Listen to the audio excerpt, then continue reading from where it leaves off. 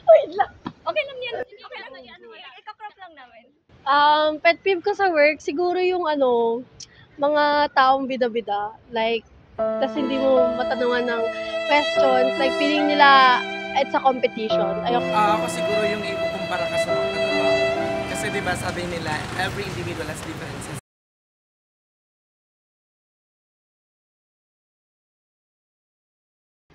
Hi ate, ano pong pangalan nyo? Hi, I'm AB. AB. So, ilang taon na po kayo sa BPO? Mag-1 year pa lang. Ay wow, mag-1 year na pala si ate. So yun, dahil isang taon ka na sa BPO, ano yung mga pet peeves mo sa work? Sa prod? Wait lang. Okay lang yan. Okay lang yan. Ika-crop lang namin. Pet peeve ko sa work, siguro yung mga taong bida-bida. Like, tas hindi mo matanungan ng questions. Like, feeling nila it's a competition. Ayoko ng mga, siguro yun yung one of pet peeve ko sa pagdating sa work.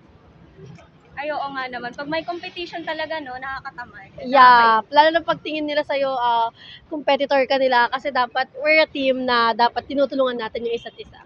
Ayun, tama sa mga mag-a-apply ng BPO. Dapat walang competition. Work as a team. Go. Dito naman yung Lord. Sabi ko, support. Hi ate, ano naman pong pangalan nyo? Hello, my name is Jessa. Jessa. Wow, halos magkapangalan tayo. Ako si Jessie. So, ilang taon na po kayo sa BPO? Ano po, more than 2 years. Ay, more than 2 years na pala si ate.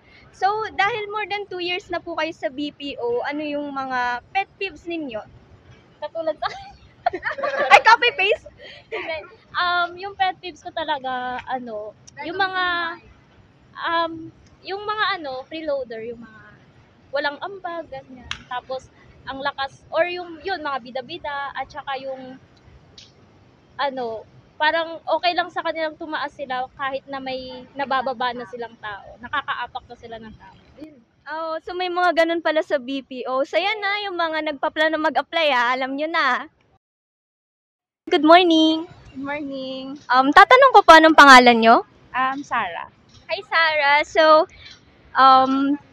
tatanong ko lang kung ilang taon na po kayo sa BPO? Actually, 5 years na. Ay wow, 5 years. BPO. Ano pong account ninyo? Marami na pero recently, telco. Galing akong telco account. Ay wow, galing palang telco si ate. So, yun, bilang 5 years na po kayo sa BPO, ano po yung mga pet peeves ninyo sa production floor? Pet peeve. Pet peeve ko talaga dati pa is yung mga bida-bidang person. Maraming ganyan sa sa call center. Yun. So, hindi ko sila feel. Kaya, ayun yung pet peeve ko. Ayun, so yun pala yung mga ayaw po ninyo. Lipat naman po tayo kay Kuya. Hi Kuya.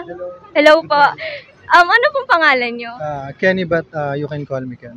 Hi Kuya Ken. So Kuya Ken, ilang taon na po kayo sa BPO? Almost 3 years na din. Ayun, almost 3 years na po pala. Anong account po yun? Yung pinakamatagal na nahawakan kong account is outbound sales. Outbound sales. So, doon parang nagbebenta-benta kayo. Ganun ba yun? Oo, parang ganun. Okay, I see. So, ganun po sa sales account. Ano po yung pet peeves ninyo? Pati sa production floor? Pet peeve ko lang naman sa mga sa floor, yung toxic management, and then yung mga bida-bidang ahente. Ano pong pangalan? Ngayon na ba? Oo, go na. My name is Tris. Perfect. My name is Gilbert. Ilan taon tas ilang experience sa BPO? 22. Ako 25. Anong experience sa BPO? Experience, yung things close, 11 months. Ako almost 3 years. Anong account? For specific ako mga retail. Ikaw ba? Akin naman travel account tsaka telco. Perfect. Ano yung pet peeve nyo sa katrabaho nyo sa work? First ikaw muna. Ako siguro yung ikukumpara ka sa mga katrabaho. Kasi diba sabi nila, every individual has differences. So dapat, syempre, petics lang, pero dapat kampante pa rin tayo sa dito. Saka iba-iba yung learning curve, diba? Yeah, totoo. Pero yun. Ako naman, ito usually naman nangyayari sa BPO, yung Siraan hahanapan ka ng pati. mali. Siraan pati, diba? Oo. Last na. Ano, kung may pet peeve kayo, ano naman yung gusto nyo sa isang cowork? Siguro ako yung yung colleague ko when it comes na, like, para kaming family.